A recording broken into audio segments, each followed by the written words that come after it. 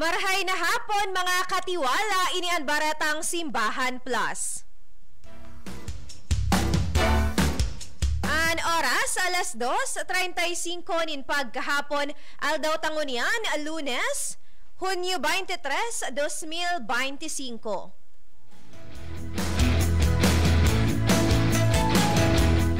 Marhay na hapon sa mga nakaantabay ngunyan sa Radyo Veritas 1008 kHz, sa Facebook page kan Radyo Veritas Legazpi Siringman, sa DCTV Channel 2 kan Veritas TV. Ako po si Angelica Basi, mag-iribahan kita sagkod alas 3 an pagkahapon. Mahatod ako sa Indo nin mga barata na may kinaraman sa simbahan sa lado lokal, national, maging sa international.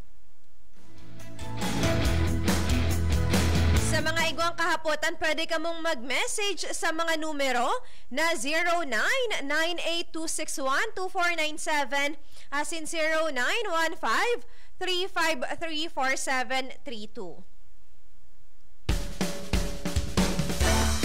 Pwede man nindong bisitahon ang samuyang Facebook page na Radyo Veritas Legazpi.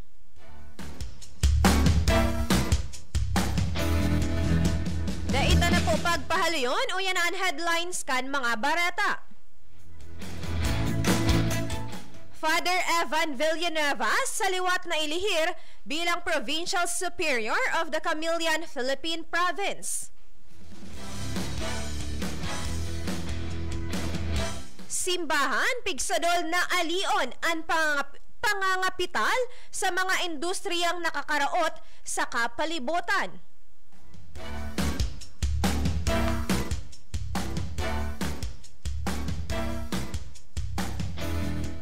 Ibahan ang Santo Papa sa pagpangaji para sa katuninungan, imbitasyon ni Reverend Father Gregory Gaston. Ordinasyon ni Bishop-elect Kapukaw, pinaghahandaan kan Diocese kan Infanta. Asin Pope's Day Mass, panginginotan kan Apostolic Nuncio to the Philippines.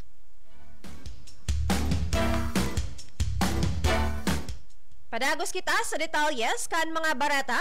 Nagpaabot nin pagbati ang Camilian Philippine Province kay Father Evan Paul Villanueva MI sa saliwat na pagkakailihir bilang Provincial Superior kan Order of the Ministers of the Infirm Philippines sa masunod na tulong taon.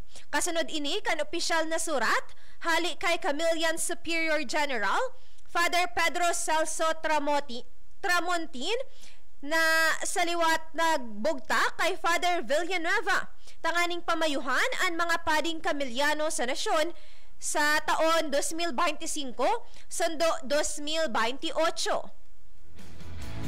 Sa surat, pigsadol ni Father Tramontin si Father Villanueva na padagos na isabuhay ang espiritu kan pagkamuot asin pagsiserbi. Sa inspirasyon asin giya kan founder kan kongregasyon na si San Camilo de Lalis. Tinawang doon man kan Superior General ang importansya kan brotherhood asin pananagutan tanganing mas na mapararom ang misyon nin pag-aatang kan sa diri sa pagsiserbi sa mga igwang kamatean sa paagi kan pagsunod sa Hesukristo. Sa presente, pinamamayuhan ni Father Villanueva ang pokumos o menos 130 na Kamilyanong padi asin relihiyoso na nagmimisyon sa Taiwan, Indonesia, Australia asin sa Pilipinas. Kan Marso man sa presenteng taon, isinilibrar kan Camilian Province o Camilian Philippine Province ang ika-50 anibersaryo nin pagmimisyon sa Pilipinas sa temang Puso sa Misyon, 5 dekadang pasasalamat, pagninilay at pagtugon sa misyon ng Diyos. Enot na nag-abot sa Pilipinas ang mga Kamilyano kan taon 1974, pinuunan ang lokal na bukasyon asin pagbugtak nin religious houses kan March 8, 1975, asin ganap na naibugtak ang Camillian Philippine Province kan July 1, 2003. Si San Camilo de Lelis ang nagbugtak kan Ministers of the Sick na pigmidbid bilang Ministers of the Infirm o Camillans na ang responsibilidad magserbi sa mga igwanghelang asin mas na irani ang karahayan na hatod kan Dios.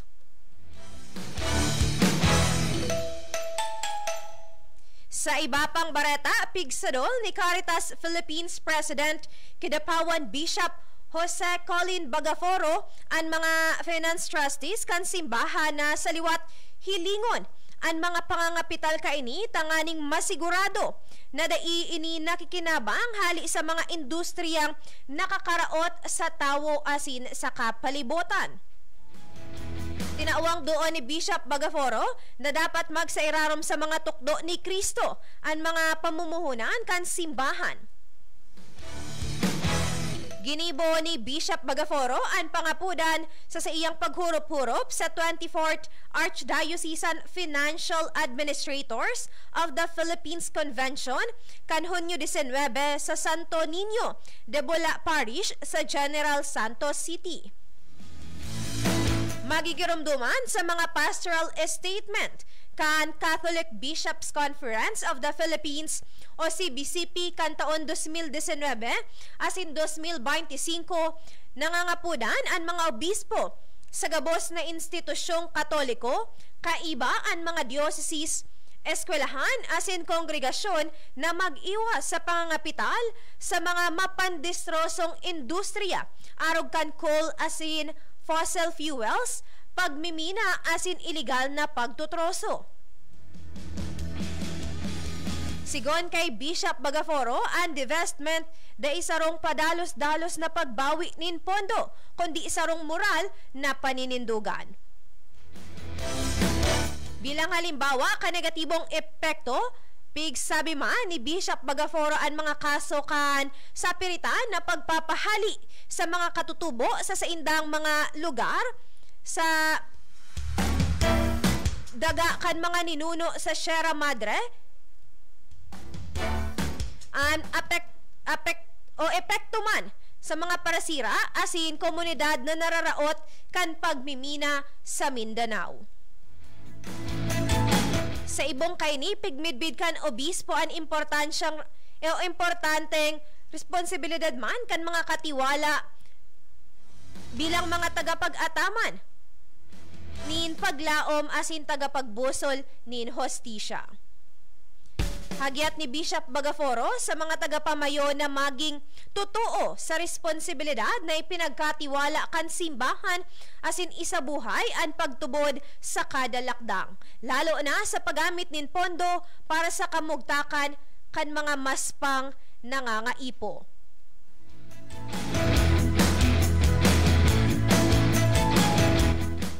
Sa iba pang barata, ipinahayag ni Reverend Father Gregory Gaston, Rector kan Pontificio Colegio Filipino, asin correspondent kan Radyo Veritas 846 sa Vatican, ang padagos na pagpangadji ni Pope Leo XIV para sa pagkakaigwa nin katoninungan sa kinaaban.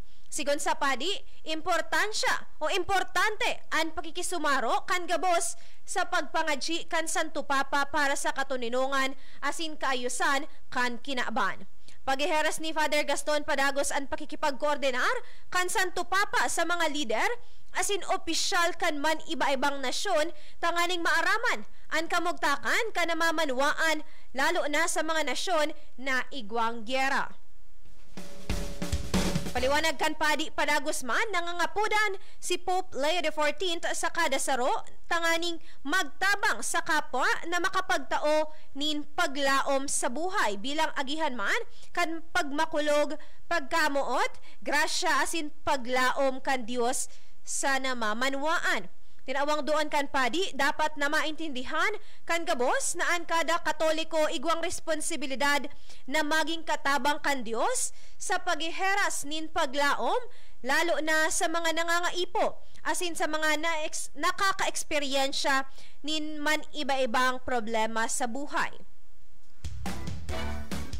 Sa Pilipinas, nangapudan man ang simbahang Katolika sa mga magkakairiwal na nasyon na magkasundo para sa negosasyon asin dialogo, tanganing magkasaro na ibusol ang katuninungan sa kinaaban. An oras, alas 2:45 nin pagkahapon. Iba pang detalyes kan mga barata, aramunta makalihis ang nagkapirang pagiromdom.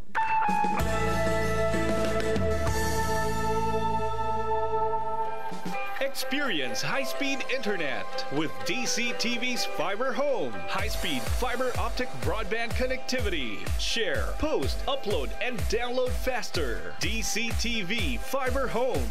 DCTV Fiber Home. It's stable and now available at